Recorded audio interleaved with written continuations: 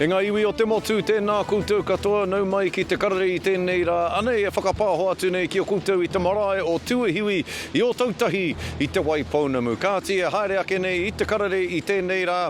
Ko te kotahi rautau o te whare tupuna o Tūnohopū I te rohe o Rotorua. Te tūno ake rā ki te kai meke Māori nei ki a Lani Daniels e whakariterite nei mo tana whawhai Anei e kainamu mai nei. Me ngā pāwos e te iwi I te rohe o te Wairarapa I ngā rangi whakatānei o te aranga. E karema, kia mautonu mai ki te karere.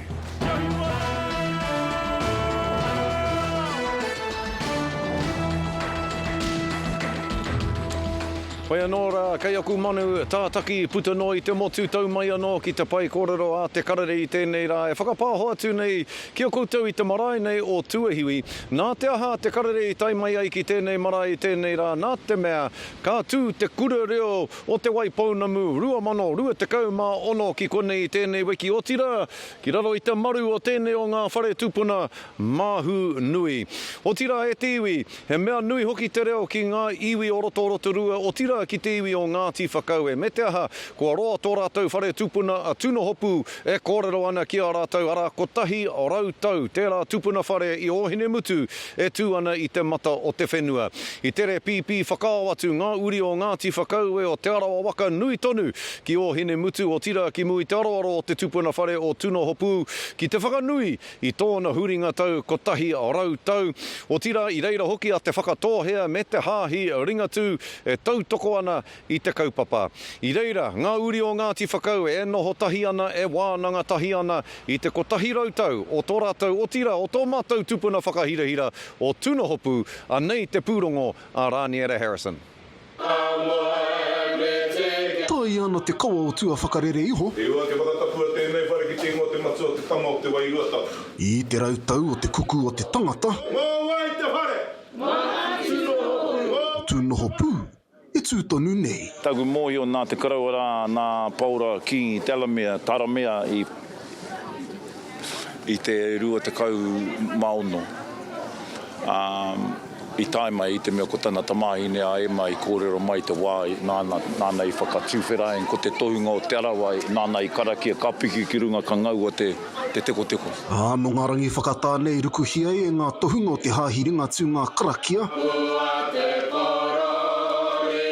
E whakatutuki nei te taha o kawa o te kotahi rautau o te whare tupuna nei o Tūnohopū. Ko Tūnohopū, te kuku o te tangata.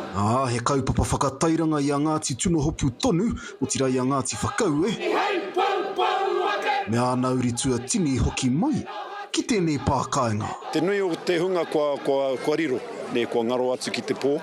I nore ka hoki ngā mahara ki a rātau, hoi anō ka whakaaro ki te nai anei, me te ngā tau e tū mai nei, anei ko ngā pākārito o Tūnohopū, e whakakiki ana I ngā whārua I mahu e mai I a rātau. Nā I roto I ngā kaupapa huhua ko whakahaerehia I roto I ngā tau. I hui ki roto o Tūnohopū. I tā ngā iwi I nā noa te pai o te hui kotahi mai anō I runga I te karanga huritau. Hipi! O te tupuna nei. Wetahi o ngā uri nei, kua roa e noho weha nei te kāinga, nā noa te pai o tēnei ahuatanga. Kua hoki mai te hunga kua roa e noho weha ana, me te hunga kua roa e noho kāinga ana, nā noa te pai o tēnei rangi. E ai ki te iwi anō e te tiro whakamua ana I ai anei. Tēnā te mauri keiru. Ki te pēheatanga mai o enei tuahuaranga, I Wānganui te iwi. Haere ake nei. Ko te manako nui o te ngākau, ai roto I ngā kotahi rautau e tū mai nei, a Ngāti Tūnohopū ka whakakotahi mai. Me te pūtiki anō I ngā here o te iwi. Ki te reo karanga tonu. O tēnei tupuna rongo nui. Ko taku tino tūmanako, ko ngā uri kua roa e noho weha nei te kāinga, ka hoki mai, ka mau anō I a rātau tō tāua reo me ona tikanga, ka tua no hei whakakanohi I te tupuna nei a Tūnohopū a tōna wā. E ki ai te kōrero hei aha noi hoa Tūnohopū e hinga ai. Ko ana pākārito ka tūtonu, Rāniere Harrison, te karere. I Pipiwai ki Amerika o tira ki te kāinga o te meke ki Madison Square Garden. Hoki rawa mai anō ki Pipiwai i te tai tokerau ko Lani Daniels, wahine meke o te ao Māori tāku e kōrero nei me te aha. Kei Pipiwai o tira kai kohe ia i tēnei wānei e whakatika ana i ia no o tira e whakapakari ana i tōna hiningaro, i tōna tinana, i tōna manawa tonu. Mo tētahi whawhai nui kei mua i ia. Ara, ka whawhai ia mo tētahi o ngā taitara nui tai ore o te ao. Hei te rua wiki e tū mai nei. Kia tahuri ake tātou ki tēnei o ngā pūrongo mōna i a Harata Brown. Ko ngā meke whakamutunga, atu i te mira i te kai kohe nei. I'm in fight camp at the moment up here in Kaikohekohe. I've shifted back home and I've been given an opportunity to fight over at New York Madison Square Garden, which is like any boxer's dream. Let's get ready to rumble! Ka tau a te arani Lani Daniels ki Madison Square Garden, te kāinga i rongohia ai te wero o te pi, Muhammad Ali. Ai anga nui ana te uri o te orewai Ngāti Hine ki tētahi taitara a ao anō.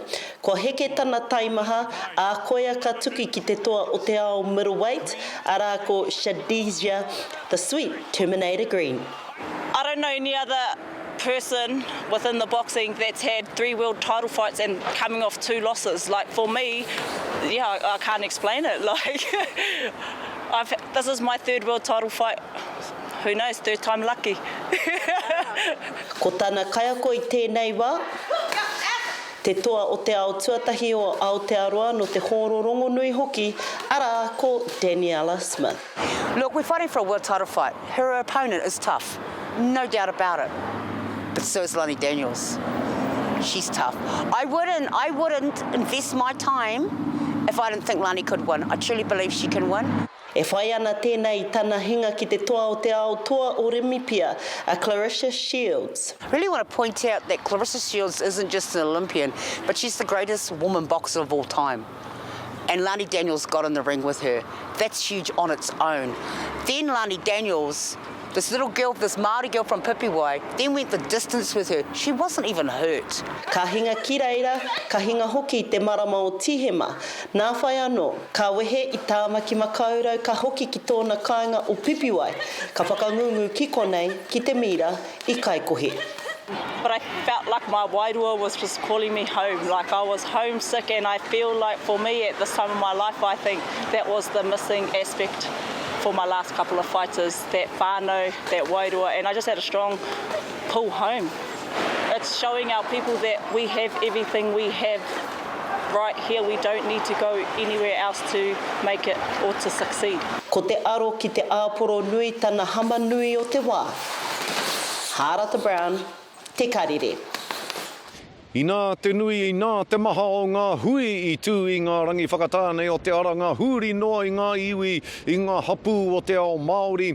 Ko tētahi o ngā hui nui e kōrero hia nei i tū ki roto o te Wairarapa, i ngā rangi whakatāne o te aranga ara ko ngā power walls. E iwa ngā marae i whakatina nātu ki tēnei o ngā kaupapa nui me te aha. I tēnei tau, he maha ake ngā kapa, he maha ake ngā tāngata, maha noa ake te ihi te wehe me te wana, i rongo hia e te tini me te mano. Anei te pūrongo a tāmati o Rimenes Bloat. Kirituna kia kirituna.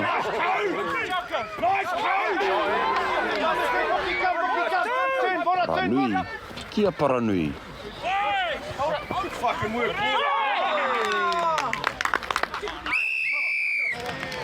Timapuhi a te ore ki a hurunui o Pipiwai. He mea whakataetai, he mea anō ka taia ngā whanaunga, te patua o rā, te ake whanaunga no Pāke, so nā miharo tiki tira.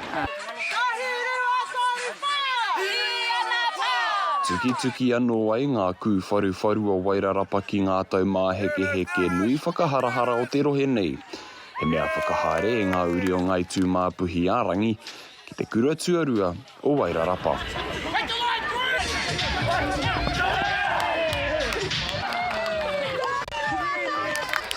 Me haro rawa. Kua taetai mai ngā whānau katoa, mai waiheke, mai whenua ke hoki. he au te whakakosa i ngā whānau, me haru tēnei. I tino rongo i te manakitanga i tēnei kaupapa. Me te noho tahi o ngā marae o ngā pā e iwa i tēnei tau. Me te mea anui anō, ko te riki, tetei o ngā kemu hau, kua ara mai roto i ēnei o ngā pakanga o pā.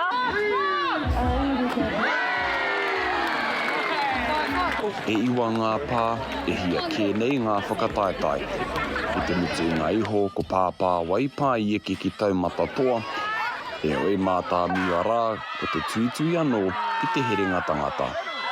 Ko te mea nui e whanake ana i a tau, so ko te whāanga nui ki te rao ngā pā o ka kawe tēnei kaupapa te rātou, ka piki ake anō te taumata. Ka riro mā ākura pā te kaupapa hei kawe a te rātou. Tā matiri mene sprout te karere. E kare mā kia mautonu mai kia te karere, hei muri ake i ngā whakatairanga ka whai wāhi au ki te korero, ki te kai whakahaere matua i tēnei o ngā kurereo nei, te kurereo ki te wai paunamu. E pāna ki ōna wawata mo tēnei kaupapa i tēnei tau, me ngā tau kei mua i te arawaro, kia mautonu mai. Marae tiwi hoki mai anō ki te karere Anei e kawe ake nei ngā kaupapa o te wāne ki o koutou i konei i tēnei marae o tuehiwi ngai tuahuriri tiwi o tēnei o ngā marae. Kei konei te kurereo ki te wai paunamu 2026 e tūana kua Waimari e tātou i te kai whakahaere matua i tēnei o ngā kura i a Corbin te aike e miana ki a koe te tuakana. Tēnā koe te manau. Ia hoa tuatahi me korero tāua mo te kaupapa ko tahi mano kaika i te mea i te rātau. Ka rua te kau mā rima tau, te kau mātua o tērā kaupapa. Ki o whakaaro, ia koe mātakitaki ana i tērā kaupapa mai tōna timatanga ki tēnei wā. Heha ngā piki, ngā heke, heha ngā hua kua puta ia ko tahi mano kaika. Marake ana te kite i ngā hua o tēnei kaupapa, waihoki ki te titiro, ki roto i te wharera, ki te hunga, kua roa nei e whai ana i te reo. Me ngā piki, me ngā heke o tēnei mea te whai i te reo, me ona tikanga, arara ke te hua o tēnei kaupapa. Me te kurereo nei, te kurereo ki te wai paunamu, kua hia tau e tū ana i naine? Tata ki te 20 tau, waihoki koinei te kurereo tuarima kua tūnei ki te marae o tuahiwi, waihoki no mātou o ngai tuahuriri te whiwhi, ki te manaki, tia ki tēnei o ngā kaupapa. Me te aha, ko te whare nui nei, māhu nui, tāwharau ana i te kaupapa o te kurereo nei. Hea ngā kōrero mo tēnei tupuna nei, mo tēnei whare nei, māhu nui? Koinei te whare tua whā, tuarima kua tū ki tēnei o ngā whenua, waihoki te ingoa o tēnei whare e kawe ana i te ingoa, tētai o ngā ingoa mo te waka a Māui. Nā reira, ko māhunui te waka a Māui e ai ki a mātou. Karawe, he waka e kawe ana i te reo i tēnei wiki. Hea o wawata mo te kurereo 2026. Ko wawata, kia tutuki pai ai ngā mahi. Nau mai te praere? Nau mai te praere. E mahi nui nera, e mahi nui te whakarite i te kurereo. Ia te tau. Ki o whakaaro, nōna hea i tīmata i tērā mahi. Mau ake, i te mea, mohi o tonu au, ko koe te kai whakahaere mātua, he nui o haipapa i tēnei wiki, engari, nōna hea koe i tīmata i ki te whai whakaaro ki te kaupapa nei.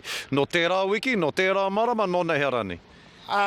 No tērā marama, waihoki, me whakarite i te kauta, me whakarite hoki i te pai, me te kura hoki, no reira he waua te whakakaukau mai nei i te hunga, kia rite mai o tēnei o ngā kaupapa. Koe kapi katoa ngā tūranga i tēnei tau? Ai, neke atu i te kotahirau rimatakau ngā tāngata, kua rehita mai, waihoki, arā etahi e tatari ana i tētahi atu rārangi, kāre, he rārangi tatari me ki. Nera, no reira i taupuki hia e koutou ki te kotahirau rimatakau tauira. Ai. No reira, e hoa, ko te kurereo tēnei e tūnei tēnei tau, tata ki te rua te kautau hei tāu, ko tūnei tēnei kura ki roto i te wai paunamu, hea o tūmanako wawata mo tēnei o ngā kaupapa, hei ngā tau kei mua i a tāua. Ko te manako ia, kāre he take ki te whakatū i ngā kurereo, ki te wai paunamu. No reira, koira te wawata nui, hioi, he wawata kei te Hawaii ki rai e tērā. Mihi nui ana ki a koe te rangatira Corbin I tō whakawāte I a koe ki te whakatakato I etahi o ngā whakamārama mo tēnei o ngā kura. Manaki ana koe I tēnei kaupapa I te karere I konei tēnei wiki ka mihi nui ki a koe taku rangatira Corbin. Tēnā koe. Kia ora rawa atu. Hoi nō rei tiwi e whai ake nei a muri I ngā whakatairanga ana ko ngā kaupapa whakakapi I te karere mo tēnei rā. Kia mautonu mai ki a te karere Anei. Kei konei. Kei te waipaunamu nei. E whakapāho atu nei ki a koutou. Nō rere tiwi hoki mai anō ki te karere, kua tai ki te wā e tirohia e ngā Matapae Huarere mō ngā rangi kei mua I a tātou. Ko te whirika o te taura takata, aha kua uaina e te ua, pitikina e te rā te taukaia, o te aroha, ka maua ke tolu e.